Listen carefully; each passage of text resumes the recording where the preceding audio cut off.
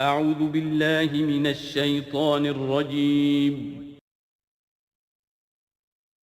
بسم اللہ الرحمن الرحیم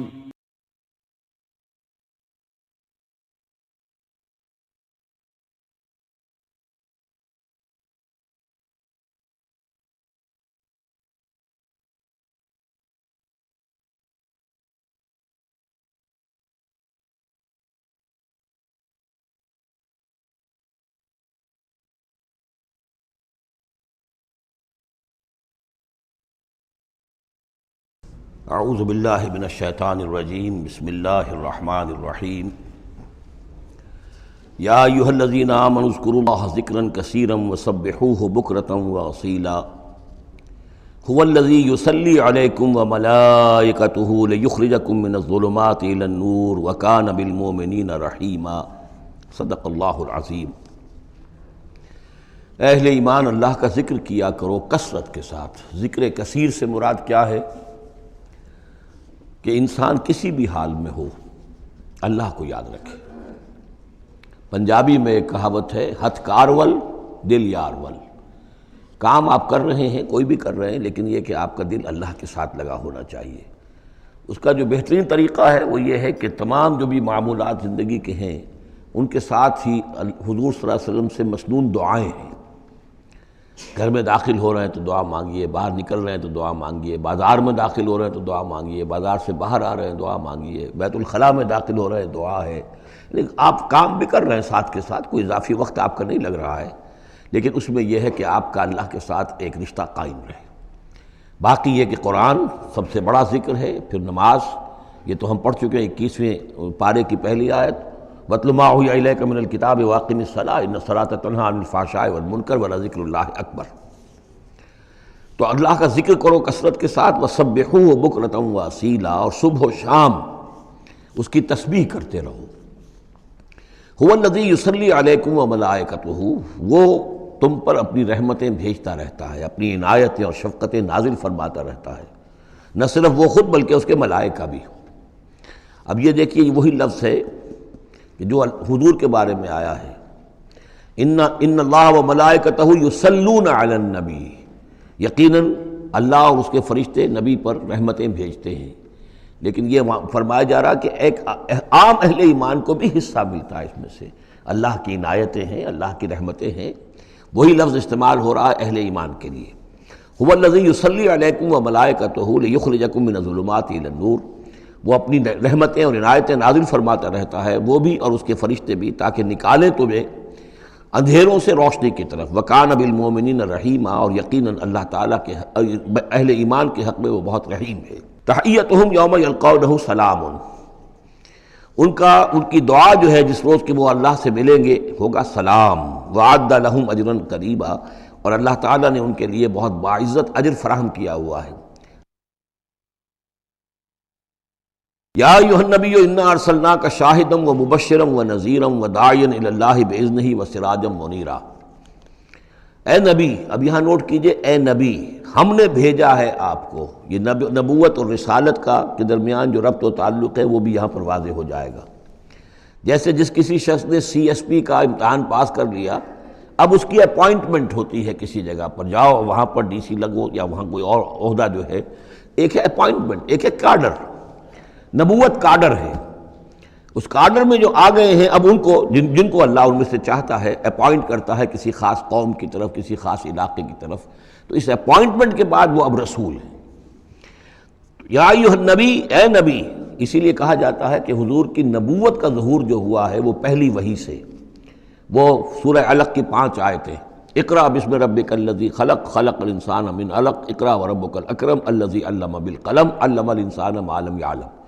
اب ان 5 آیتوں میں کہیں تبلیغ کا حکم نہیں ہے، یہاں سے نبوت کا تو آغاز ہو گیا، لیکن یہ کہ رسالت کا آغاز ہوا ہے جب آپ کو تبلیغ کا حکم آیا، یا ایھا المدثر قم فانذر وربک فکبر۔ اب یہاں سے رسالت کا آغاز ہوا ہے۔ تو نبوت اور رسالت کے اس فرق کو ذہن میں رکھیں۔ یا ایھا النبی، اے نبی، ہم نے بھیجا ہے آپ کو شاہداً، گواہ بنا کر۔ اب اس پر ہم گفتگو کر چکے ہیں، لتکونوا شہداء علی الناس ویکون الرسول علیکم شہیدا۔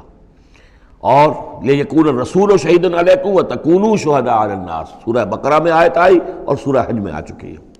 اور مبشر اور نذیر، بشارت دینے والے، خبردار کرنے والے، یہ تو بہت مرتبہ آ چکا ہے، جمع کے صیغے میں، واحد کے صیغے میں۔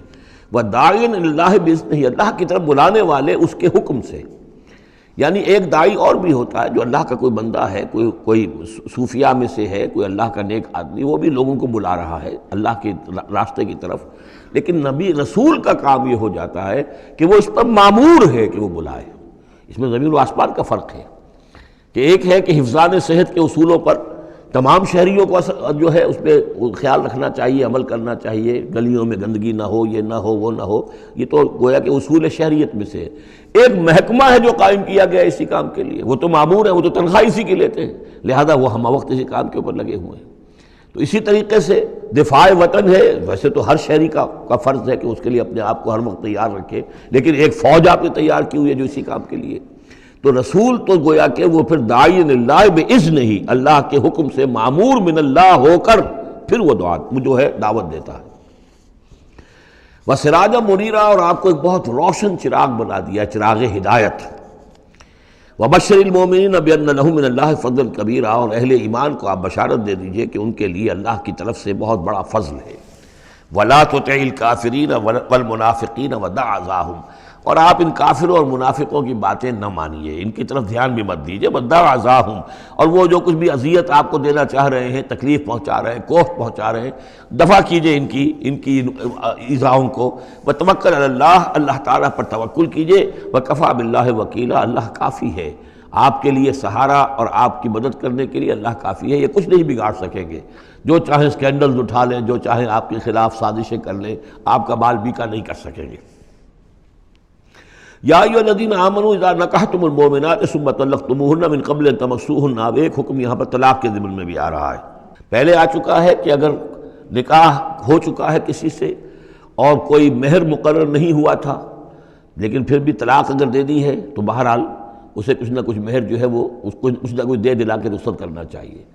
اور اگر ملاقات سے قبل نکاح دی ہے، طلاق دے دی ہے اور مہر مقرر ہو چکا تھا تو آدھا مہر دینا ہوگا۔ اب یہاں مسئلہ آ رہا ہے عدت کا۔ یا ایھا الذین آمنوا، اہل ایمان، اذا نکحتم المؤمنات، جب تم مومن خواتین سے نکاح کرو، ثم طلقتموہن من قبل ان تمسوہن، پھر کوئی سبب ایسا ہو جائے کہ اس سے پہلے کہ تمہاری ان سے ملاقات ہو، تم انہیں چھو، انہیں تم طلاق دے دو، فما لکم علیہن من عدۃ تعتدونہا، تو پھر تمہارا کوئی حق نہیں ہے کہ وہ عورت جو ہے عدت کرے اور اس کو تم عدت پوری کرواؤ اس سے، اس لیے کہ تمہاری ملاقات ہی نہیں ہوئی، کوئی سوال ہی پیدا نہیں ہوتا کہ اس کے رحم میں کوئی بچہ جو ہے اللہ تعالیٰ نے اس کو تخلیق فرما دیا ہو۔ لہذا عدت تو اس لیے ہوتی ہے کہ یہ بات پوری طریقے سے واضح ہو جائے کہ اس معاملے میں سابق شوہر سے کسی کے اس کے وطن میں کوئی کسی کا حمل نہیں ہے۔ وَمَتِّعُوهُنَّ، تو انہیں کچھ دے دلا کر رخصت کرو، وَسَرِّحُوهُنَّ سَرَاحًا جَمِيلًا، اور اپنے ہاں سے رخصت کرنا ہو تو بڑی خوبصورتی کے ساتھ رخصت کرو۔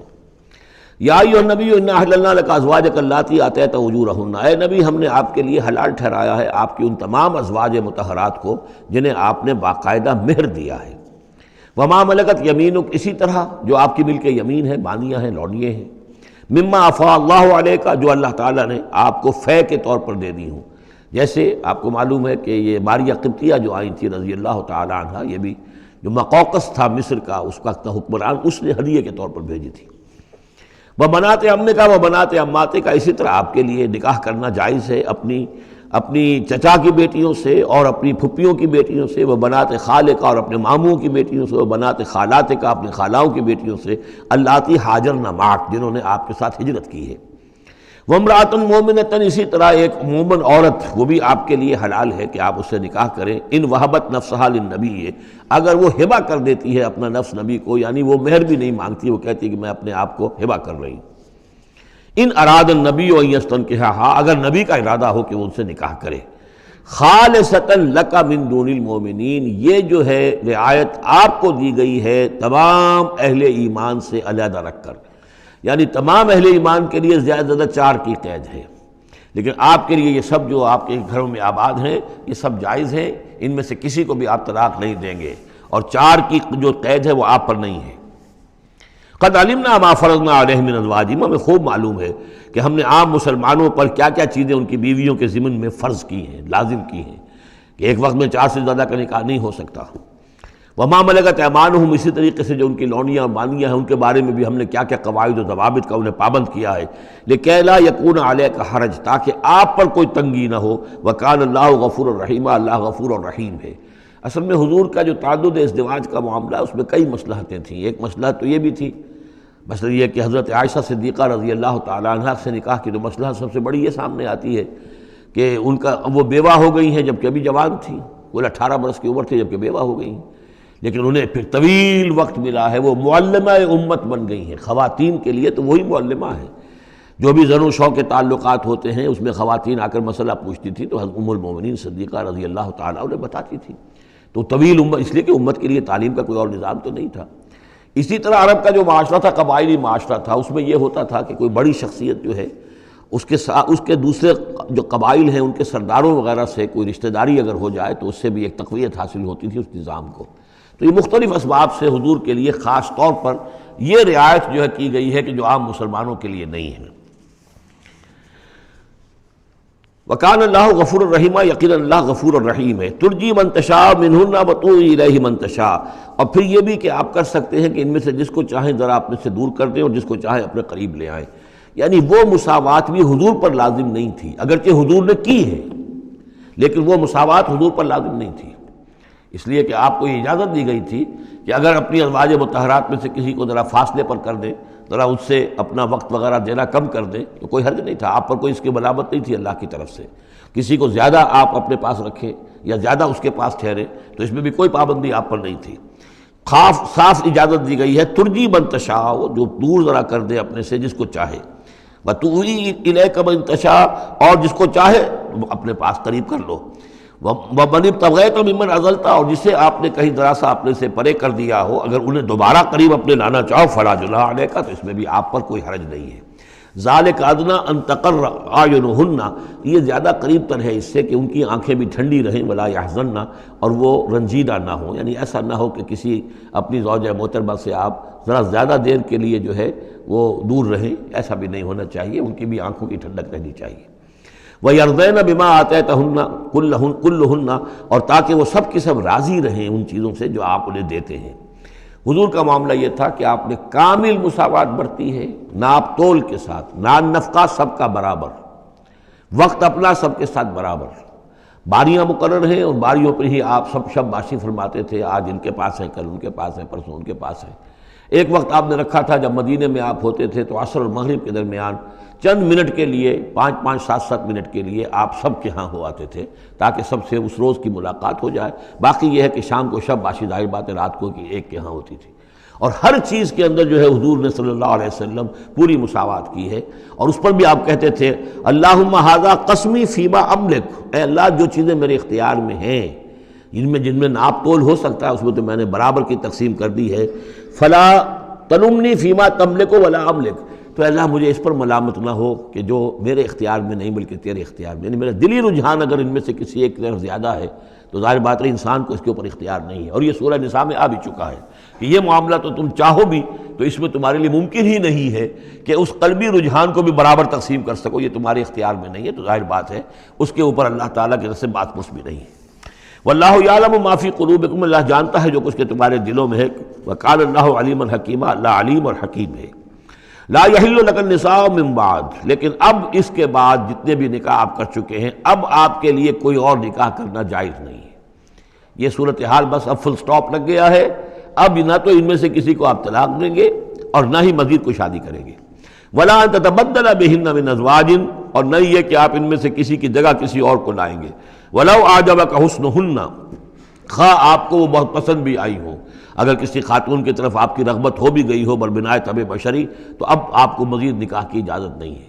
دیکھیے قرآن مجید صاف صاف بات کرتا ہے، خود حضور نے صاف بات کی ہے، مجھے تمہاری اس دنیا سے 2 ہی چیزیں پسند ہیں یا شاید 3 چیزیں پسند ہیں، ایک تو یہ کہ خوشبو پسند ہے، ایک عورتیں مجھے پسند ہیں، تو یہ آپ نے اس میں قطعاً کوئی آپ نے جھجک نہیں رکھی کہ جو باتیں ہیں، جو بھی فطرت ہے انسان کی اور جو بھی اللہ تعالیٰ نے بنائی ہے اس کے مطابق، تو آپ نے فرمایا کہ مجھے تو دلچسپی ہے، کوئی شک نہیں۔ وَلَوْ أَعْجَبَكَ حُسْنُهُنَّ، اگرچہ کوئی آپ کو زیادہ ہی پسند آ جائے، لیکن یہ کہ اب آپ کو اجازت نہیں ہے نکاح کی، إِلَّا مَا مَلَكَتْ يَمِينُكَ، سوائے اس کے کہ جو آپ کی باندھی ہو، کوئی لوڈی ہو، کسی جنگ میں اگر وہ معاملہ ہو جاتا ہے تو اس کا معاملہ علیحدہ ہے، یہ نکاح کا معاملہ ہے۔ حضور کے ہاں دو لونڈیاں ہیں، ماریہ قبطیہ اور ایک حضرت ریحانہ رضی اللہ تعالیٰ عنہما۔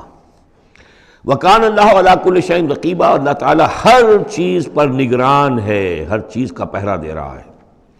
یا ایھا الذین آمنوا لا تدخلوا بیوت النبی الا ان یؤذن لکم، اب دیکھیے جو ہم سورہ نور میں پڑھ آئے ہیں کہ اے مسلمانوں تم کسی گھر کے اندر داخل نہ ہو جب تک کہ تمہیں حتیٰ تستانسوا ویؤذن لکم، اور اجازت نہ تمہیں مل جائے اور تم ان سے جو ہے پہلے بات چیت کرو، اذن لے کر داخل ہو۔ یہ سورہ نور میں آیت نمبر 27 اور 28، حتیٰ تستانسوا، اور 28 میں آیا یؤذن لکم۔ لیکن یہ اس سے پہلے حکم آ رہا ہے، یہ حکم بھی سب سے پہلے نبی کے گھر کے بارے میں آیا، جیسا کہ میں بتا چکا ہوں یہ سن 5 کا نزول ہے، وہ سن 6 کا نزول ہے، پھر اس کو ایکسٹینڈ کیا ہے تمام مسلمانوں پر۔ یا ایھا الذین آمنوا، اہل ایمان مت داخل ہو جایا کرو نبی کے گھروں میں، الا ان یؤذن لکم، الا یہ کہ تمہیں اجازت دی جائے، الی طعام غیر ناظرین اناہ، کھانے کے لیے اگر تمہیں بلایا جائے تو ایسا نہ ہو کہ پہلے ہی جا کے دھرنا مار کر بیٹھ جاؤ کہ کھانا تیار ہو رہا ہے تو بیٹھے ہوئے وہاں۔ ولیکن اذا دعیتم فادخلوا، جب تمہیں بلایا جائے تب داخل ہو، فاذا طعمتم فانتشروا، جب کھانا کھا لو تو پھر وہاں سے منتشر ہو جاؤ، چلے جاؤ۔ ولا مستانسین لحدیث، اور وہاں بیٹھ نہ رہو، وہ ڈیرا جما کر کے اب حضور کی باتیں سنیں گے، کچھ گفتگو ہوگی تو بیٹھے رہیں۔ ان ذالکم کان یؤذی النبی، یہ چیز نبی کے لیے ایذا کی باعث تھی، انہیں تکلیف پہنچا رہی تھی۔ وہی جو پرائیویسی ہے گھر کی، اب اس میں یہ ہے کہ کوئی آ گیا ہے اور دھرنا مار کے بیٹھا ہوا ہے، اور حضور کی مروت ہے، حضور شرافت کی وجہ سے کچھ کہہ بھی نہیں سکتے ہیں، اور ظاہر بات ہے وہ کوئی ایک کنال کے اور ایک ایکڑ کے گھر تو تھے نہیں، وہ چھوٹا سا کوئی ایک حجرہ ہے۔ اب اسی میں بعض اوقات ایسا ہوتا تھا کہ حضرت عائشہ کے حجرے میں کوئی شخص آ گیا ملنے کے لیے، اس نے اذن چاہا تو حضور نے بلا لیا، تو حضرت عائشہ ذرا پیٹھ موڑ کر بیٹھ گئیں، اپنی کمر ادھر کر دی، کوئی چادر اوپر لے لی، اور کہاں جگہ تھی وہاں پر، وہیں پر آ کر وہ شخص آ کے اپنی بات کرتا تھا، پھر چلا جاتا تھا۔ تو فرمایا کہ یہ چیزیں جو ہے یہ یقیناً تکلیف باعث بن رہی تھی۔ ان ذالکم کان یؤذی النبی فیستحیی منکم، تو وہ تو تم سے حیا کرتے ہیں، کہہ نہیں سکتے کچھ۔ واللہ لا یستحیی من الحق، اللہ کو حق کے بیان کرنے میں کوئی جھجک نہیں ہے۔ وَإِذَا سَأَلْتُمُوهُنَّ مَتَاعًا فَاسْأَلُوهُنَّ مِنْ وَرَاءِ حِجَاب، اب یہ پہلی مرتبہ لفظ حجاب آیا ہے قرآن میں۔ جب تمہیں نبی کی بیویوں سے کوئی چیز مانگنی ہو تو پردے کی اوٹ سے مانگو۔ یہ گویا کہ اس پردے اور حجاب کے لیے پہلا حکم آیا ہے کہ دروازوں کے اوپر پردے ڈال دیے جائیں، اور یہ کہ پردے کے پیچھے سے رو در رو ہو کر نہیں، ایک دوسرے کے آمنے سامنے ہو کر نہیں، پردے کے پیچھے سے مانگو۔ یہاں سے حجاب کا سلسلہ اب شروع ہوا۔ ذالک اطہر لقلوبکم وقلوبہن، یہی زیادہ پاکیزہ طرز عمل ہے تمہارے دلوں کے لیے بھی، ان کے دلوں کے لیے بھی۔ ظاہر بات ہے کہ مرد اور عورت کے درمیان جو بھی اللہ تعالیٰ نے رکھی ہے، کشش رکھی ہے، اب ان چیزوں میں بہتر یہی ہے کہ نگاہ ایک دوسرے پر نہ پڑے۔ وما کان لکم ان تؤذوا رسول اللہ، اور تمہارے لیے یہ بالکل جائز نہیں ہے کہ تم اللہ کے رسول کو ایذا پہنچاؤ۔ اصل میں اس مسئلے میں ایک بات اور بھی سمجھ لیجئے، حضور کے ساتھ معاملہ خاص بھی تھا۔ ایک تو یہ کہ یہ تمام اصلاحات ہیں جو تمام مسلمان معاشرے کے لیے ہیں، لیکن یہ کہ اس کے لیے چیریٹی بگنز ایٹ ہوم، پہلا کام جو شروع کیا گیا ہے وہ محمد رسول اللہ کے گھر سے۔ لیکن ایک دوسرا مسئلہ بھی ہے کہ جو منافق تھے اور ان میں سے جو شریر تھے، وہ طاق میں رہتے تھے کہ کوئی اسکینڈل اٹھائیں حضور صلی اللہ علیہ وسلم کے گھر کے بارے میں۔ ما کان لکم ان تؤذوا رسول اللہ، تمہیں یہ تمہاری روا نہیں ہے کہ اللہ کے رسول کو تم ایذا پہنچاؤ۔ ولا ان تنکحوا ازواجہ من بعدہ ابدا، یہاں وہ روک لگا دی، اور نہ یہ جائز ہے تمہارے لیے کہ تم اس کی بیویوں سے ان کے بعد نکاح کرو کبھی بھی۔ یہ بین، چونکہ ویسے بھی وہ ازواجہ امہاتہم، اس کی جو بیویاں ہیں حضور کی، وہ تو تمہاری اہل ایمان کی مائیں ہیں، وہ ایک درجہ وہ بھی آ گیا۔ اب خاص صراحت کے ساتھ بھی کہہ دیا ولا ان تنکحوا ازواجہ من بعدہ ابدا، حضور کی ازواج کے لیے چونکہ اس کا کوئی امکان نہیں تھا، اسی لیے حضور کسی کو طلاق نہیں دے سکتے تھے۔ طلاق دیں تو ظاہر بات ہے وہ کسی اور سے تو نکاح کر نہیں سکتی۔ یہی وجہ ہے کہ تعدد ازدواج کا معاملہ حضور کے لیے زیادہ ایکسٹینڈ کر دیا گیا۔ ان ذالکم کان عند اللہ عظیما، اور یہ چیز اللہ کے نزدیک بہت بڑی ہے۔ تو اس سے یہ کہ اگر کسی کے لیے، کسی کے دل میں، کسی خبیث کے دل میں کوئی خیال ایسا آ بھی رہا ہو تو اب یہاں یہ کہ اس کی روک لگ گئی کہ یہ بات جو ہے، یہ دروازہ یہ ہمیشہ کے لیے بند ہے۔ ان تبدوا شیئا او تخفوہ فإن اللہ کان بکل شیء علیما، خواہ تم کسی چیز کو ظاہر کرو اور خواہ تم چھپاؤ، اللہ تعالیٰ تو ہر چیز کا علم رکھتا ہے۔ لا جناح علیکم علیہن فی آبائہن، اب یہ وہ حکم آ رہا ہے جو تفصیل سے آیا ہے بڑی، وہ تو اب ہم پڑھ چکے سورہ نساء میں، وہ بعد میں آیا ہے۔ یہ ذرا مختصر آ رہا ہے کہ گھر میں داخلے سے جن کو روک دیا گیا ہے کہ وہ گھر سے باہر کھڑے ہو کر مانگنے جو کچھ مانگنا ہے، گھر میں داخل نہیں ہو سکتے۔ اب اس میں استثناء کون کون ہے؟ کون گھر میں جا سکتا ہے، اندر جا سکتا ہے؟ زنانے میں کون جا سکتا ہے؟ لا جناح علیہن، کوئی حرج نہیں ہے نبی کی بیویوں پر، فی آبائہن، ان کے باپوں کے بارے میں۔ حضرت عمر آئیں حضرت حفصہ کے گھر میں کوئی رکاوٹ نہیں، حضرت ابو بکر آئیں حضرت عائشہ کے گھر میں کوئی رکاوٹ نہیں۔ ولا ابنائہن، نہ ان کے بیٹوں کے بارے میں، ولا اخوانہن، نہ ان کے بھائیوں کے بارے میں، ولا ابناء اخوانہن، نہ ان کے بھائیوں کے بیٹے یعنی بھتیجوں کا، ولا ابناء اخواتہن، اور نہ ان کی بہنوں کے بیٹے یعنی بھانجوں کا، ولا نسائہن، اور نہ ہی ان کی اپنی جان پہچان والی عورتوں کا، ولا ما ملکت ایمانکم، اور جو غلام یا جو لونیاں ہیں، اور اکثر و بیشتر اہل سنت کے نزدیک یہاں صرف لونیاں مراد ہیں، ان کے بارے میں ٹھیک ہے وہ گھر میں داخل ہوں۔ گویا کہ یہ جو تفصیلی آیت آئی ہے سورہ نساء میں، اس کا یہ نیوکلیس جو ہے جو شروع میں، وہ یہ ہے جو سورہ احزاب کے اندر، یہ مختصر ہے، مزید اس میں پوری فہرست کر کے اس کو مکمل کر دیا ہے کہ یہ ہے محرم، اور جو محرم ہے وہ محرمات ابدیہ ہیں، ان سے کبھی بھی کسی بھی حالت میں نکاح ہو ہی نہیں سکتا اس عورت کا۔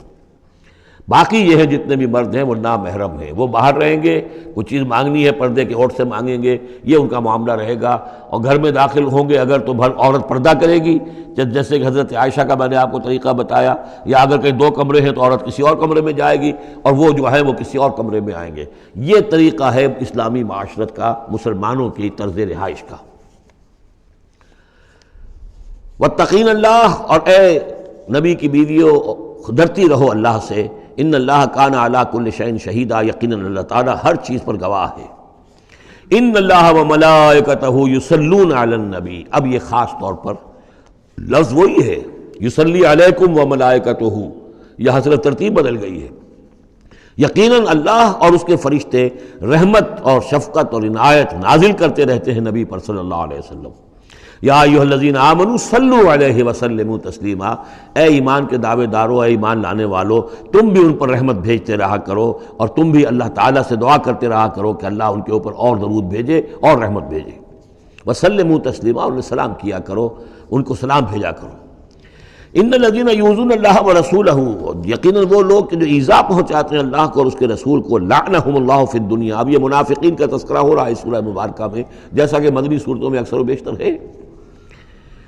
ان الذین یؤذون اللہ ورسولہ، بے شک وہ لوگ کہ جو ایذا پہنچاتے ہیں اللہ اور اس کے رسول کو، لعنہم اللہ فی الدنیا والآخرہ، تو لعنت اللہ نے ان پر لعنت کر دی ہے دنیا اور آخرت دونوں میں، وعد لہم عذابا مہینا، اور ان کے لیے ایک بڑا اہانت آمیز عذاب تیار کر رکھا ہے۔ والذین یؤذون المؤمنین والمؤمنات بغیر ما اکتسبوا، اور وہ لوگ کہ جو ایذا پہنچاتے ہیں مسلمان مردوں کو اور مسلمان عورتوں کو بغیر اس کے کہ انہوں نے کوئی گناہ کا ارتکاب کیا ہو، یعنی الزام لگاتے ہیں، سکینڈلز ہیں، خام خواہ کی تہمتیں ہیں اور قذف ہو رہا ہے، فقد احتملوا بہتانا و اسما مبینا، تو انہوں نے تو اپنے اوپر جھوٹ کا اور بہت بڑے گناہ کا بوجھ لے لیا ہے۔ ابھی یہاں پر قذف کی سزا نہیں آئی، قذف کا حکم جو ہے اس کی حد وہ پھر سورہ نور میں آ چکی ہے، وہ ہم پڑھ چکے ہیں۔ 80 درے لگائے جائیں، 80 کوڑے، اگر کوئی شخص کسی مسلمان خاتون کے اوپر زنا کا الزام لگائے اور پھر 4 گواہ پیش نہ کر سکے، 80 کوڑے لگیں گے۔ یا ایھا النبی قل لازواجک وبناتک ونساء، اب یہ پردے کا اگلا حکم آ رہا ہے۔ ایک تو یہ کہ گھر میں رہو، گھر پہ پردہ ہونا چاہیے، نامحرم پردے کی اوٹ سے بات کرے، جو بھی ضروری بات ہے وہ پردے کی اوٹ سے کرے، رو در روح کر نہ کرے۔ لیکن اب مسئلہ آتا ہے کہ عورت گھر سے باہر نکلے تو کیا ہو؟ آخر ظاہر بات ہے اگرچہ اصولی اعتبار سے عورت کا مقام اس کا گھر ہے، لیکن پھر بھی ضرورت ہو سکتی ہے وہ باہر جائے ضرورت کے تحت، تو اس میں کیا حکم ہے؟ یا ایھا النبی قل لازواجک وبناتک ونساء المؤمنین، اب یہاں پر دیکھیے ایکسٹینڈ کر رہے ہیں ترتیباً، اے نبی کہہ دیجئے اپنی بیویوں سے اور اپنی بیٹیوں سے اور اہل ایمان کی خواتین سے۔ یہ گویا کہ اب اصلاح کا دائرہ جو ہے نبی کے گھر سے نکل کر اب باہر آ رہا ہے تمام اہل ایمان کے لیے۔ کیا کہہ دیجئے؟ یدنین علیہن من جلابیبہن، وہ اپنے اوپر لٹکا لیا کریں اپنی بڑی چادروں کا ایک حصہ۔ دیکھیے جیسا کہ میں نے اس وقت بھی عرض کیا تھا سورہ جب ہم نور پڑھ رہے تھے کہ عرب میں لباس کا یہ اور خواتین کی لباس کا یہ دو جز تھے. ایک اوڑھنی ہوتی تھی جو گھر میں اوڑھتی تھی وہ، جیسے اب بھی ہمارے یہاں اوڑھنے کا تصور ہے، اس کو کہتے ہیں خمار.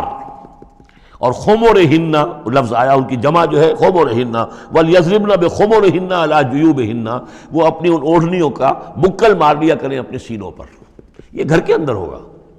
باہر جب نکلتی تھی تو بڑی چادر لے لیتی تھی، اور جو جتنی شریف گھرانے کی ہوتی تھی اتنی ہی وہ اپنے آپ کو اس میں لپیٹ لیتی تھی، لیکن چہرے کے اوپر نہیں ڈالتی تھی. یہاں اس میں صرف یہ اضافہ کیا گیا ہے کہ اس کا ایک حصہ اپنے چہروں پر لٹکا لیا کریں. یہاں سے نقاب کا تصور پیدا ہوا ہے، جو ہمارے ہاں بعض جگہ پر جو ہے خاص طور پہ فرنٹیئر کے علاقے میں اب بھی ہے، وہ چادر لیتی ہیں خواتین، لیکن چادر کا جو حصہ ہے وہ ان کے چہرے کے آگے آیا ہوا ہوتا ہے. یا یہ کہ کسی طریقے سے بس صرف ایک آنکھ کھول کر، خاص طور پر ایران کے اندر اس کا بڑا رواج ہے، ان کو میں نے دیکھا ہے کہ یہ جو ہے اس قدر ایک چادر میں، بڑی چادر میں لپٹی ہوئی ہوتی ہیں دیہاتی خواتین. شہروں کے اندر تو نقشہ ذرا کچھ مختلف ہے. اب وہاں پہ چونکہ یہ بات تقریباً انہوں نے طے کر دیا کہ چہرے کا پردہ نہیں ہے، حالانکہ یہ غلط ہے. قرآن میں چہرے کا پردہ ہے. اس حوالے سے وہ جو کہا گیا کہ پردے کی اور سے ان سے بات کی جائے یا مانگا جائے، تو آخری اس کا مطلب یہ کہ چہرہ ہی تو ہے نا جس کو روکا جا رہا ہے. باقی گھر میں جو ازواج مطہرات بغیر لباس کے تو نہیں تھی معاذ اللہ، لیکن یہ کہ چہرے ہی کے پردے کے لیے کہا ہے کہ فَصَلُوهُنَّ مِن وَرَاءِ حجاب، اور حجاب کا لفظ چل رہا ہے اسی کے لیے. لیکن یہ کہ اب یہ حکم دیا گیا کہ آپ ایک چادر کو، جو چادر لے کے آپ نکلتی ہی ہیں باہر، جو بھی شریف خواتین ہیں، وہ چادر کو ذرا اپنے چہروں کے اوپر لٹکا لیا کریں. یہ جلباب کہلاتا تھا، بڑی چادر جو لے کر نکلتے تھے. تو ایک ہے خمار، اوڑھنی، جس کی جمع ہے خمرہن، خمر. ایک ہے جلباب، بڑی چادر، جس کی جمع ہے جلابیب، جلابیبہن، وہ اپنی بڑی چادروں کا ایک حصہ اپنے سامنے لٹکا لیا کرے چہرے کے. ذالک ادنیٰ ان یعرفنا، یہ بہتر ہے اور نزدیک تر ہے اس سے کہ ان کو پہچان لیا جائے کہ یہ شریف گھرانے کی خواتین ہیں، کیونکہ وہاں لونڈیاں باندیاں جو ہوتی تھیں ان کے ہاں وہ رواج نہیں تھا.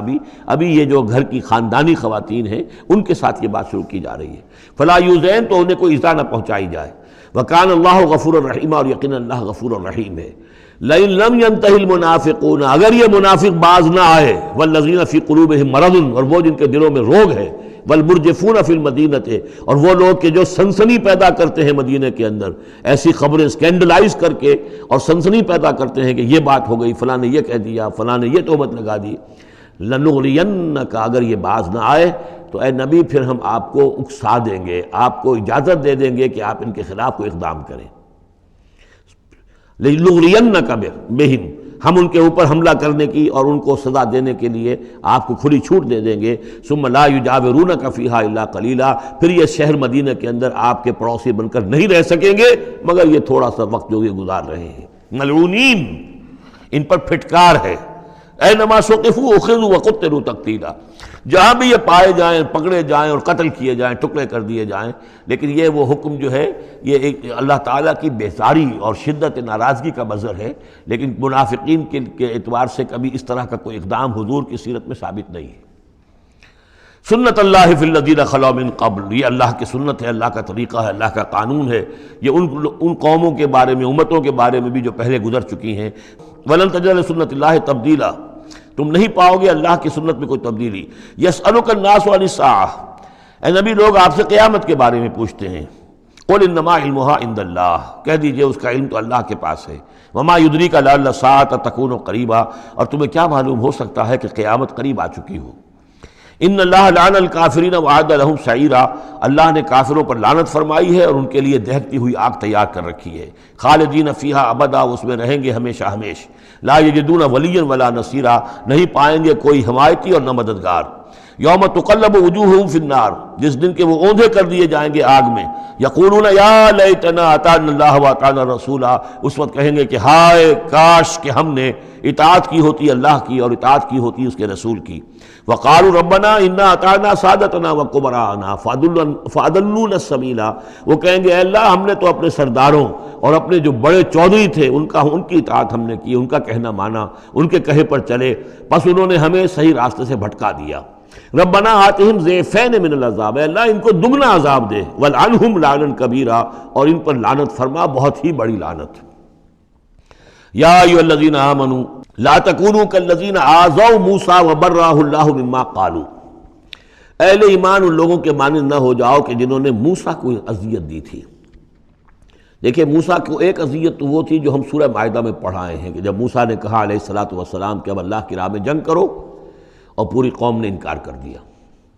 ظاہر بات ہے کہ جو آپ پر بیزاری طاری ہوئی، جس پر آپ نے کہا کہ رب انی لا املک الا نفسی واخی فافرق بیننا وبین القوم الفاسقین، تو اس سے اندازہ ہو رہا ہے کس قدر آپ کو تکلیف پہنچی ہے۔ ایک بات روایات میں آتا ہے کہ آپ پر کچھ جسمانی عیب بھی لگایا گیا تھا، وہ اپنی حیا اور شرم کی وجہ سے وہ اپنا لباس جو ہے وہ خاص طور پر اکثر و بیشتر کبھی بھی آپ عریاں نہیں ہوتے تھے، جو ان کے ہاں جو رواج تھا ان میں یہ ہے کہ اتنا لحاظ نہیں رکھتے تھے، لیکن یہ کہ اب انہوں نے یہ کہنا شروع کر دیا کہ کوئی عیب ہے ان کے اندر جسمانی طور پر جس کی وجہ سے یہ اتنے شرم اور حیا کا مظاہرہ کرتے ہیں۔ بہرحال اللہ تعالیٰ نے اس کے لیے ایک سبیل پیدا کی، ایک لمبا قصہ ہے کہ جو احادیث میں موجود ہے۔ تو فرمایا تو اب یہ ہے ذاتی قسم کی ایذا، اور میں سمجھتا ہوں کہ وہ حدیث جو اندر جو واقع ہے وہ صحیح ہے، اس لیے کہ یہاں بھی ذاتی قسم کی ایذا ہے جس کا تذکرہ ہو رہا ہے کہ حضور کو حضور کے ازواج مطہرات کے حوالے سے کوئی اس طرح کا سکینڈل اٹھا کر جو ہے تو وہ تو تکلیف، جیسے کہ سورہ نور میں ہم پڑھ آئے ہیں کہ کس قدر دن آپ پر سخت گزرے ہیں وہ، جبکہ حضور حضرت عائشہ پر جو ہے وہ تہمت لگائی گئی تھی۔ تو یا ایھا الذین آمنوا لا تکونوا کالذین آذوا موسیٰ، ان لوگوں کے مانند نہ بن جاؤ کہ جنہوں نے موسیٰ کو اذیت دی تھی، فبرأہ اللہ مما قالوا، تو اللہ تعالیٰ نے انہیں بری ثابت کیا، ان کی ثابت کر دیا کہ ان میں وہ عیب نہیں ہے جو انہوں نے ان پر لگایا تھا۔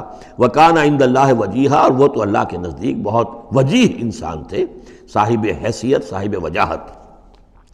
یا ایھا الذین آمنوا اتقوا اللہ وقولوا قولا سدیدا، اہل ایمان اللہ کا تقوی اختیار کرو اور بات کرو سیدھی، خاص طور پر یہ گھریلو زندگی کے اندر، چونکہ یہ معاملات ہو رہے ہیں تو یہ کہ گھریلو زندگی میں خاص طور پر انسان جو ہے زبان کا استعمال جو ہے اس میں محتاط رہے۔ یصلح لکم اعمالکم، اللہ تعالیٰ تمہارے سارے اعمال درست کر دے گا، ویغفر لکم ذنوبکم، اور اگر کبھی کسی نسیان یا کسی جذبات کے رو میں کوئی غلطی ہو جائے گی تو اللہ تعالیٰ تمہاری خطائیں بخش بھی دے گا۔ وَمَن يُطِعِ اللَّهَ وَرَسُولَهُ فَقَدْ فَازَ فَوْزًا عَظِيمًا، اور جو کوئی بھی اللہ اور اس کے رسول کی اطاعت پر کاربند ہو گیا اس نے تو بہت بڑی کامیابی حاصل کر لی۔ یہ دو آیتیں جو ہیں، یا ایھا الذین آمنوا اتقوا اللہ وقولوا قولا سدیدا یصلح لکم اعمالکم ویغفر لکم ذنوبکم ومن یطع اللہ ورسولہ فقد فاز فوزا عظیما، یہ بھی حضور نے خطبہ نکاح میں شامل کی تھی، جیسے سورہ نساء کی پہلی آیت، یا ایھا الناس اتقوا ربکم الذی خلقکم من نفس واحدۃ وخلق منها زوجها وبث منہما رجالا کثیرا ونساء واتقوا اللہ الذی تساءلون به والارحام ان اللہ کان علیکم رقیبا، ایک وہ آیت، دو یہ، اور ایک آیت سورہ آل عمران کی، یا ایھا الذین آمنوا اتقوا اللہ حق تقاتہ ولا تموتن الا وانتم مسلمون۔ انا عرضنا الامانۃ علی السماوات والارض والجبال، ہم نے امانت کو پیش کیا آسمانوں پر اور زمین پر اور پہاڑوں پر، فابین ان یحملنها، تو ان سب نے انکار کر دیا اس کو اٹھانے سے، واشفقن منها، اور اس سے ڈر گئے، وحملها الانسان، انسان نے اسے اٹھا لیا، انہ کان ظلوما جہولا، یقیناً وہ نادان بھی تھا اور ظالم بھی تھا، یعنی اپنے آپ پر ظلم کیا اتنی بڑی امانت سنبھال کر۔ اب یہ امانت کون سی ہے، اس پر بہت سے اقوال ہیں تفسیری، اب ظاہر بات ہے کہ یہاں ان میں سے کون سا کہ کیا دلیل ہے، کسی کے حق میں کیا دلیل ہے، میں جس کو رد کر رہا ہوں کیوں کر رہا ہوں اس کا موقع نہیں ہے، لیکن میرے نزدیک اور مجھے اس پر جزم ہے، پوری طریقے سے وثوق ہے، اس امانت سے مراد ہے روح۔ یہ عالم امر کی شے ہے، اور لا کر عالم خلق، یہ ہمارا وجود حیوانی جو ہے یہ عالم خلق کی شے ہے، عالم امر کی شے کو بطور امانت عالم خلق کے اس وجود کے اندر امانت کے طور پر رکھا گیا ہے، یہ اللہ کی امانت ہے، وَنَفَخْتُ فِيهِ مِن رُوحِي، اپنی روح میں سے پھونک دوں تمہارے اندر، تو یہ ہے امانت، بہت عظیم امانت ہے۔ عالم امر میں آپ کو بتا چکا ہوں صرف فرشتے اور ارواح انسانیہ، یہ عالم امر کی چیز ہے، انہی کی جو کمیونیکیشن ہے وہی اس کو بھی امر کہا گیا ہے، عالم امر کی شے ہے۔ باقی جتنے بھی ہیں یہ جنات ہوں یا جو بھی حیوانات ہیں، ہمارا بھی جو جسد حیوانی ہے وہ جو ہے عالم خلق کی شے ہے، اور یہی شے ہے اصل میں وہی جس کی بنا پر کہ انسان مسجود ملائک بنا ہے، یہ جو روح ہے اسی کی بنا پر مسجود ملائک ہے، اسی کے بنا پر خلافت ملی ہے، اسی کے بنا پر وحی کا یہ محبت بنا ہے کہ وحی اس کو آ سکتی ہے۔ جنات کے ہاں وحی نہیں ہے، ان میں روح نہیں ہے، وحی نہیں ہے، کوئی نبی جنات میں نہیں بھیجا گیا، بلکہ انسانوں ہی میں جو نبی آئے انہی کی پیروی جو ہے وہ جنات بھی کرتے رہے۔ اور یہ جو روح کے بھوکے جانے سے پہلے یہ کیفیت تھی، وہ تھا ظلوم اور جہول، یہ میں سمجھتا ہوں کہ انسان کا جو حیوانی وجود ہے، جو میں نے کئی مرتبہ اس سے پہلے بیان کیا، اس میں تو کمزوری ہے۔ خلق الانسان من عجل، خلق الانسان ضعیفا، انسان جو ہے وہ تو اس کی فطرت، اس کی خلقت کے اندر جلدی عجلت پسندی بھی ہے، انسان کمزور پیدا کیا گیا ہے، یہاں ظلوم اور جہول کہا جا رہا ہے۔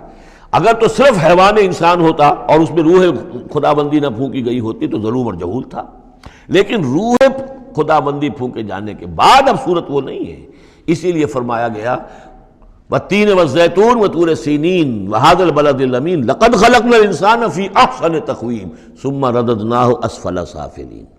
ہم نے پیدا کیا انسان کو تو سب سے پہلے پیدا کیا تھا ارواح کی شکل میں، وہ احسن تقویم، بلند ترین رتبے کی شے، لیکن پھر اسے لوٹا دیا ہے نچلوں میں سب سے نیچے، یعنی جنات سے بھی نیچے چلا گیا انسان۔ کیوں چلا گیا؟ کہ اس کا یہ جسد حیوانی جو ہے ان سے کمتر ہے، اس میں یہ ڈال دی گئی روح۔ تو یہ ہے وہ امانت میرے نزدیک، واللہ عالم۔ لِيُعَذِّبَ اللَّهُ الْمُنَافِقِينَ وَالْمُنَافِقَاتِ، اس امانت ہی کا اب یہ ظہور ہوگا۔ اس کا نتیجہ کیا نکلے گا؟ جو اس امانت کا حق ادا کرے گا اس کے لیے اللہ تعالیٰ کے لیے روح و ریحان و جنت نعیم۔ جو اس امانت میں خیانت کرے گا، اس کا حق ادا نہیں کرے گا، وہ حیوانی بن کر رہ جائے گا، حیوانی خواہشات اور حیوانی ہی داعیات ہی کا تابع فرمان بن کر رہ جائے گا۔ اس نے گویا کہ خیانت کی اس امانت میں، اس کے لیے لِيُعَذِّبَ اللَّهُ الْمُنَافِقِينَ وَالْمُنَافِقَاتِ وَالْمُشْرِكِينَ وَالْمُشْرِكَاتِ، تاکہ نتیجہ یہ نکلے کہ اللہ عذاب دے منافق مردوں کو، منافق عورتوں کو، اور مشرک مردوں کو اور مشرک عورتوں کو۔ وَيَتُوبَ اللَّهُ عَلَى الْمُؤْمِنِينَ وَالْمُؤْمِنَاتِ، اور اللہ تعالیٰ عنایت فرمائے اور معاف کرے اور توبہ قبول کرے اور توبہ کی توفیق دے اہل ایمان مردوں کو بھی، اہل ایمان عورتوں کو بھی۔ وَكَانَ اللَّهُ غَفُورًا رَحِيمًا، یقیناً اللہ تعالیٰ غفور اور رحیم ہے۔ یہ جو چوتھا گروپ تھا مکی اور مدنی صورتوں کا وہ یہاں ختم ہوا، 8 مکیات اور 1 مدنی صورت۔ اب 5واں گروپ شروع ہو رہا ہے، اس میں 13 ہیں مکی صورتیں اور پھر 3 آئیں گی مدنی صورتیں۔ لیکن یہ جان لیجئے کہ اب جو مدنی صورتیں آئیں گی وہ چھوٹی چھوٹی ہیں، زیادہ سے زیادہ 4 رکوع، اکثر و بیشتر 2 رکوع۔ یہ جو بڑی مکیات تھیں وہ تقریباً مدنیات جو ہیں وہ ختم ہو چکی ہیں۔ سورہ بقرہ، سورہ آل عمران، سورہ انفال۔ ترتیب کیا ہے؟ پہلے سورہ بقرہ ہے، پھر سورہ انفال ہے، پھر سورہ آل عمران ہے، پھر سورہ نساء ہے، پھر سورہ نور ہے، پھر سورہ احزاب ہے، پھر سورہ نور ہے، پھر سورہ مائدہ ہے۔ یہ ہے طویل، جو سائزیبل اور طویل مدنیات ہیں۔ باقی چھوٹی جو ہے وہ ان کے بین بین ان کے درمیان آتی رہی ہیں۔ جیسے سورہ صف جو ہے وہ بھی سورہ احزاب کے ساتھ ہی متصلاً نازل ہوئی ہے۔ سورہ محمد ہے وہ بھی سورہ بقرہ کے ساتھ متصلاً نازل ہوئی ہے، وہ بھی غزوہ بدر سے پہلے نازل ہوئی ہے۔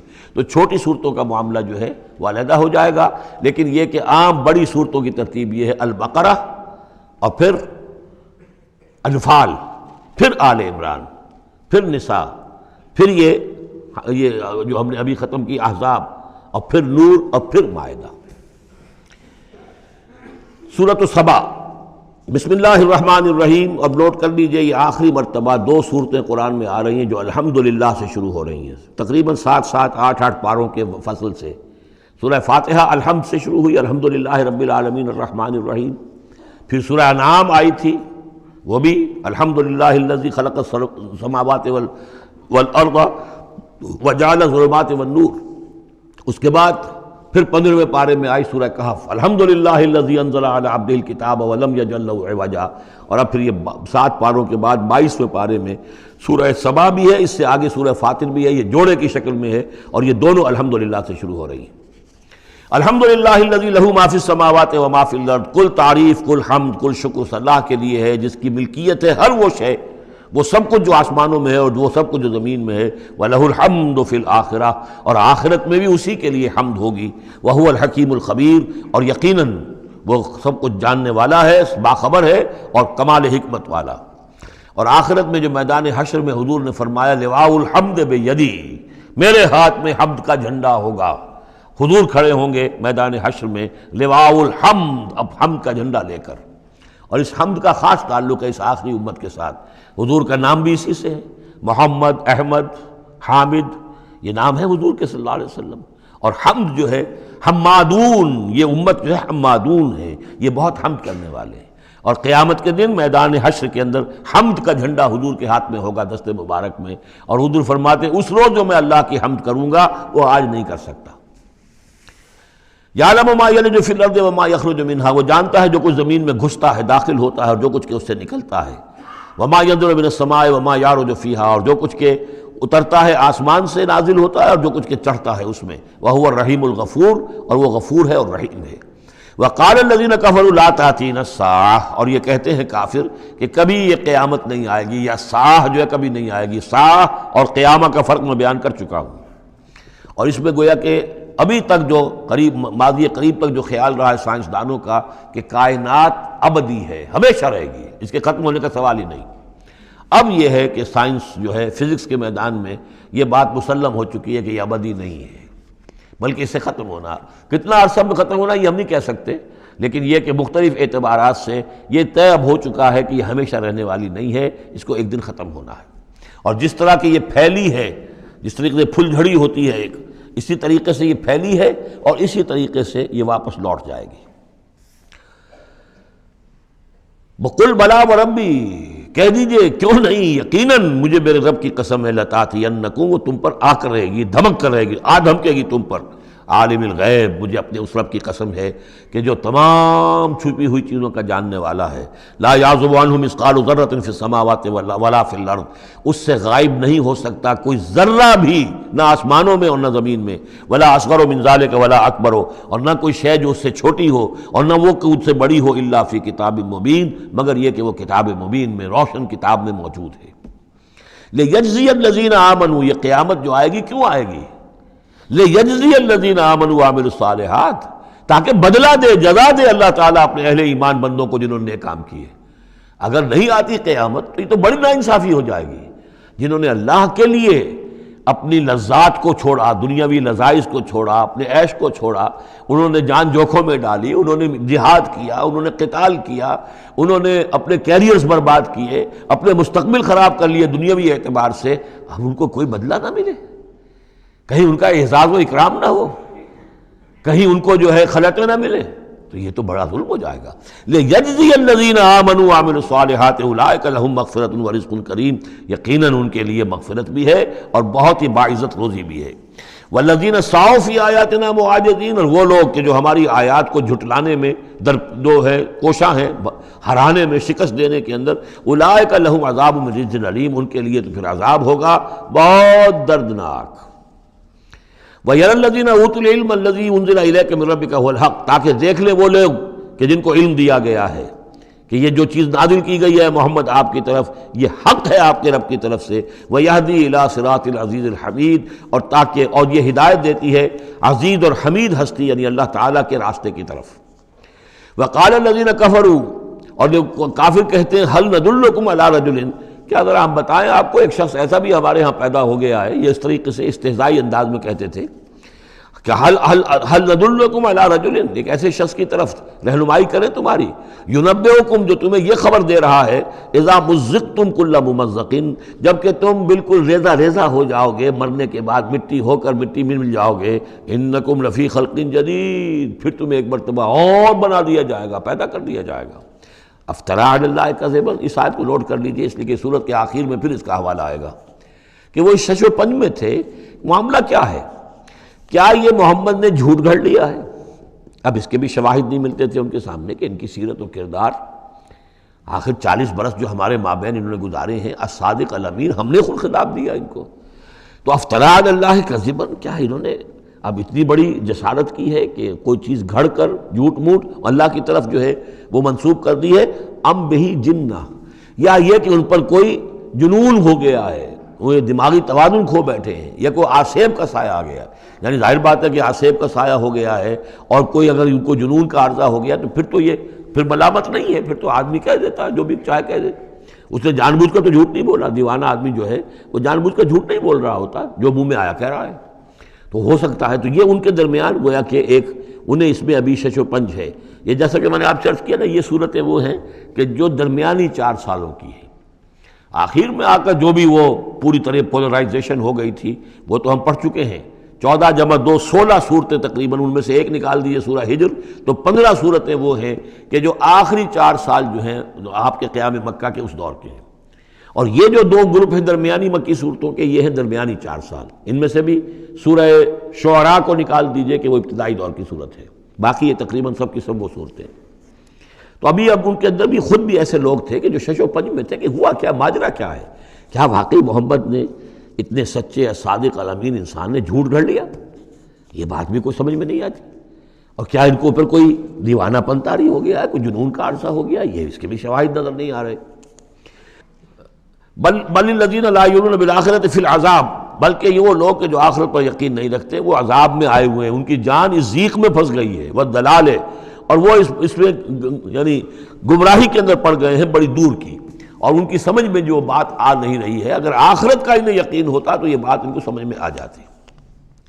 افلم یروا الی ما بین ایدیہم وما خلفہم، تو کیا انہوں نے دیکھا نہیں جو کچھ ان کے سامنے ہے اور جو کچھ ان کے پیچھے ہے، من السماء والارض، آسمانوں اور زمین میں سے۔ سامنے کیا ہے؟ آپ کائنات کو دیکھتے ہیں، یہ سب آپ کے سامنے ہے۔ پیچھے کیا ہے؟ تاریخی شواہد جو ہیں وہ آپ کے پیچھے ہیں۔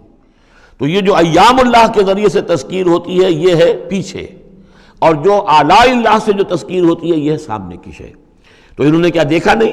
ان نشاء نخسف بہم الارض، اگر ہم چاہیں تو ان کو زمین میں دھسا دیں، اور نسقط علیہم کسفا من السماء، اور اگر ہم چاہیں تو ان پر آسمان کا کوئی ٹکڑا گرا دیں۔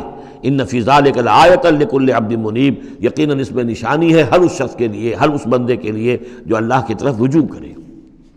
وَلَقَدْ آتَيْنَا داؤد مِنَّا فَضْلًا، اور ہم نے داؤد کو، حضرت داؤد حضرت سلیمان دونوں کا ذکر آیا تھا اس سے پہلے سورہ نمل میں، لیکن وہاں حضرت داؤد کا ذکر بہت ہی مختصر پہلی آیت میں تھا، باقی سارا معاملہ پھر حضرت سلیمان کا تھا۔ لیکن یہاں اب ذرا حضرت داؤد علیہ السلام کی شخصیت کو زیادہ اور ان کا ایک واقعہ بیان کیا جا رہا ہے۔ وَلَقَدْ آتَيْنَا داؤد مِنَّا فَضْلًا، اور ہم نے داؤد کو اپنی طرف سے اپنے خاص خزانہ فضل سے بڑا فضل عطا کیا تھا۔ یا جبال اوبی معہ والطیر، اور ہم نے حکم دے دیا تھا پہاڑوں کو بھی اور پرندوں کو بھی کہ ان کے ساتھ آواز میں آواز ملا کر حمد کے ترانوں میں ان کے ساتھ شامل ہو جائیں۔ یہ تعویب کہتے ہیں ترجیح، لوٹانا۔ جیسے کہ کسی وقت کوئی گانا ہو رہا ہے تو گانے میں کوئی ایک بول ہوتا ہے جو بار بار آتا ہے، اور یہ کہ اس کو پھر بہت سے لوگ مل کر گاتے ہیں، کوئی ایک گانے والا ہے یا گانے والی ہے، عام گانا مین تو اس کا ہے، لیکن کوئی درمیان میں ایسی چیز آتی ہے کہ جس کو وہ سب کے سب مل کر آواز میں پھر اس کو دہراتے ہیں، یہ ہے تعویب۔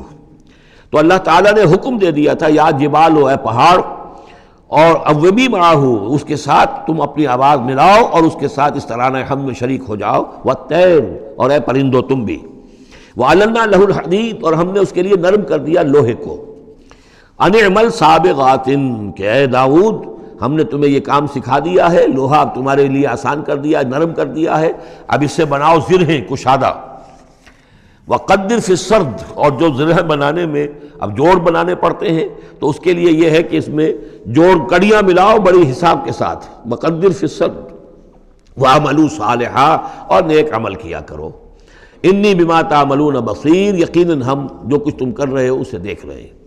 وَلِسُلَيْمَانَ الرِّيحُ غُدُوُّهَا شَهْرٌ وَرَوَاحُهَا شَهْرٌ، اور ہم نے ریحا، وَلِسُلَيْمَانَ الرِّيحَ، اور ہم نے حکم دے دیا تھا ہوا کو اور مسخر کر دیا تھا سلیمان کے لیے کہ صبح کو وہ چلتی تھی تو 1 مہینے کی مسافت تک حضرت سلیمان کو لے جاتی تھی، یعنی عام حالات میں جو ان کا اس زمانے کے جو بھی ٹرانسپورٹ کے اور جو بھی مینز آف کمیونیکیشن تھے، تو 1 مہینے میں جو مسافت طے ہو سکتی تھی وہ تیز ہوا جو حضرت سلیمان کے حکم سے چلتی تھی، تو صبح کے وقت وہ صرف ایک صبح میں وہ اتنی دور تک سفر کرا دیتی تھی۔ وَرَوَاحُهَا شَهْرٌ، اور اسی طریقے سے شام کی منزل بھی 1 مہینے کی مسافت۔ وَأَصَلْنَا لَهُ عَيْنَ الْقِطْرِ، اور ہم نے اس کے لیے جاری کر دیا تھا ایک چشمہ پگھلے ہوئے تانبے کا۔ وَمِنَ الْجِنِّ، اور جنات میں سے ہم نے ان کے تابع کر دیے تھے، مسخر کر دیے تھے، مَن يَعْمَلُ بَيْنَ يَدَيْهِ، جو ان کے سامنے مشقت کرتے تھے، مزدوری کرتے تھے، ان سے کام لیتے تھے حضرت سلیمان بِإِذْنِ رَبِّهِ، اپنے رب کے اذن سے۔ وَمَن يَزِغْ مِنْهُمْ عَنْ أَمْرِنَا، اور جو کوئی بھی ان میں سے ہمارے حکم سے کوئی سرتابی کرتا تھا، ٹیڑھا ہوتا تھا، نُذِقْهُ مِنْ عذاب السعیر، ہم اس کو عذاب چکھاتے تھے، بہت جلا دینے والا عذاب۔ یعملون لہ، اور یہ شیاطین، یہ جن جو کیا کرتے تھے ان کے لیے، یعملون لہ ما یشاء، ہر عمل کرتے تھے اور وہ چیزیں بناتے تھے جو وہ چاہتے تھے، من محاریب، بڑی بڑی عمارتیں بناتے تھے، بتماثیل، بڑے بڑے مجسمے بناتے تھے۔ اب یہ تماثیل کا بنانا جو ہے شریعت محمدی میں حرام ہو چکا ہے، لیکن یہ کہ معلوم ہوتا ہے کہ اس وقت تک اس کے اندر حرمت نہیں تھی۔ بجفان، جفان کا جواب، اتنے بڑے بڑے کڑھائے ہوتے تھے لگن کہ جیسے کہ وہ تالاب ہیں، اور قدور الراسیات، اور اتنی بڑی دیگیں ہوتی تھی جو ہل نہیں سکتی کہیں، بس وہ مستقل طور پر چولہوں کے اوپر رکھ دی گئی تھی۔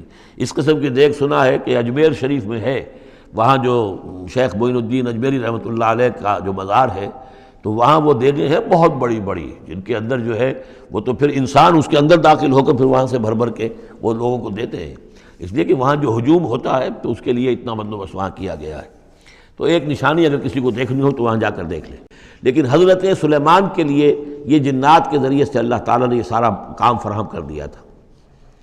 اعملوا آل داؤد شکرا، اے داؤد کے گھر والوں، چونکہ حضرت داؤد کے بیٹے حضرت سلیمان، تو ان سے کہا جا رہا ہے عمل کرو اور احسان مان کر ہماری نعمتوں کا حق ادا کرتے ہوئے، وقلیل من عبادی الشکور، اور واقعہ یہ ہے کہ ہمارے بندوں میں سے، میرے بندوں میں سے شکر کرنے والے کم ہی ہیں۔ فلما قضینا علیہ الموت، جب ہم نے ان پر موت طاری کر دی، ما دلہم علی موتہ، تو ان جنات کو اس کی موت کی خبر نہ ہو سکی، نہیں مطلع کیا اس کی موت پر جنات کو، الا دابۃ الارض، مگر یہ جو گھن ہے دیمک، اس نے، زمین کا کیڑا، تاکل من سأتہ، کہ وہ کھا گیا اس کو، اس کی وہ جو عصا تھا، وہ جان قبض ہو چکی ہے، انتقال کر گئے، لیکن وہ کھڑے رہے وہاں پر، اور جب وہ عصا جو ہے وہ دیمک چٹ کر گئی اور وہ عصا گرا، ٹوٹا، اور پھر حضرت جو سلیمان کی جو کا جسد جو ہے وہ گرا، تو انہیں معلوم ہوا۔ فلما خر، تو جب وہ گر پڑے، تبینت الجن، تو اب معلوم ہو گیا جنات کو، اللہ کانوا یعلمون الغیب، اگر انہیں علم غیب حاصل ہوتا، ما لبثوا فی العذاب المہین، تو وہ اس عذاب مہین میں نہ رہتے اتنے عرصے تک۔ وہ یہی سمجھ رہے تھے کہ یہ کھڑے ہوئے ہیں سلیمان، لہذا جو بھی کام لگا رکھا ہے وہ کام کر رہے ہیں۔ لقد کان لسبأ فی مسکنہم آیہ، اسی طرح قوم سبا کے لیے بھی ان کے مسکن میں، ان کے وطن میں ہماری ایک نشانی تھی۔ یہ قوم سبا یمن میں آباد تھی، اور ان کے ہاں یوں سمجھیے کہ 2 سلسلے باغات کے چلے گئے تھے سینکڑوں میل تک، اور بہت عمدہ باغات، پہاڑی علاقہ ہے، بہت بند بنائے تھے انہوں نے، اور یہ کہ یہ تقریباً 800 قبل مسیح کے زمانے میں یہ بند بنائے گئے ہوں، حضرت مسیح سے 800 برس قبل، اور ایک بہت بڑا بند تھا سد معارم۔ لیکن یہ کہ پھر اس قوم کے اندر ناشکری پیدا ہوئی، پھر جو بھی ہوتا ہے زوال اخلاقی اور دینی مذہبی جو آیا، اس کے نتیجے میں اللہ تعالیٰ نے اسی بند کا جو ہے ان کے اوپر سیلاب، جیسے خدا نہ خواستہ آج بھی کوئی بڑا ڈیم جو ہے اگر ٹوٹ جائے تو کیا ہوگا، کیا قیامت آئے گی، کس تیزی کے ساتھ پانی آئے گا، اور کتنی اونچی پانی کی دیوار جو ہے وہ آئے گی، اس طرح کا عذاب آیا اور بہت ہلاک کر دیے گئے۔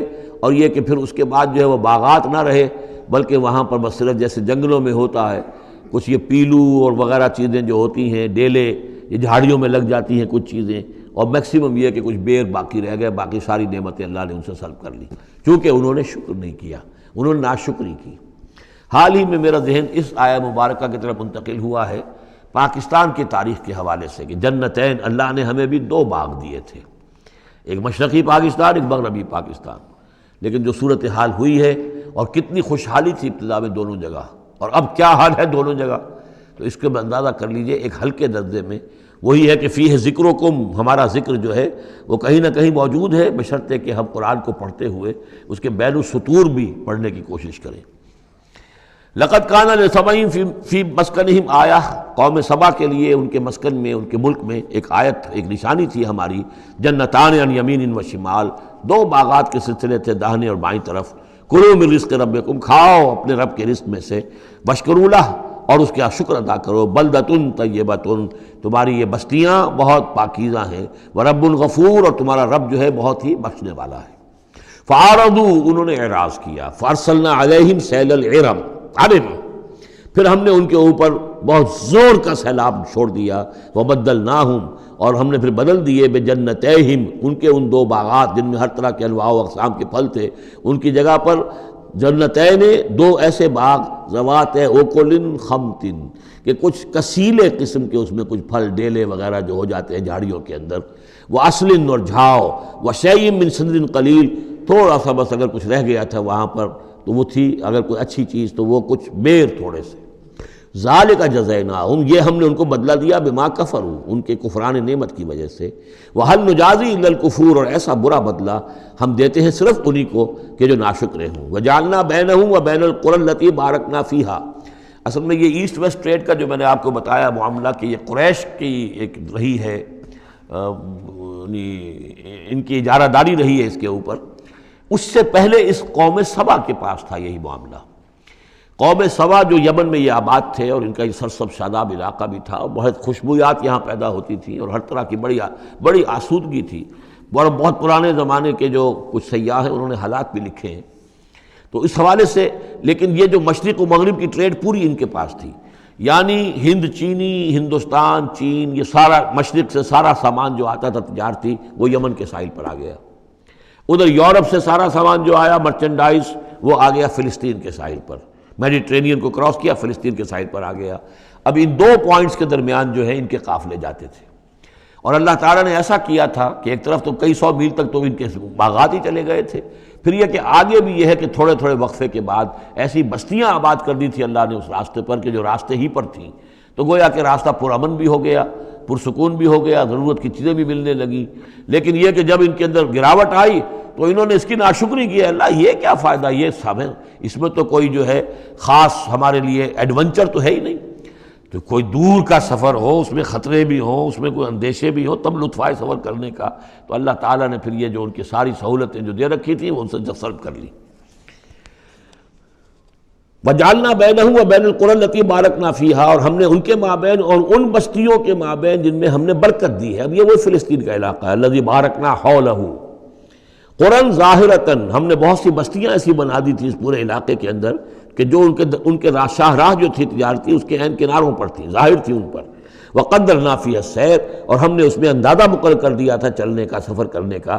گویا کہ ہر 30 میل بعد یا 50 میل کے بعد کوئی نہ کوئی ایسی آبادی ہے تاکہ انہیں وہاں پر سہولت ملے.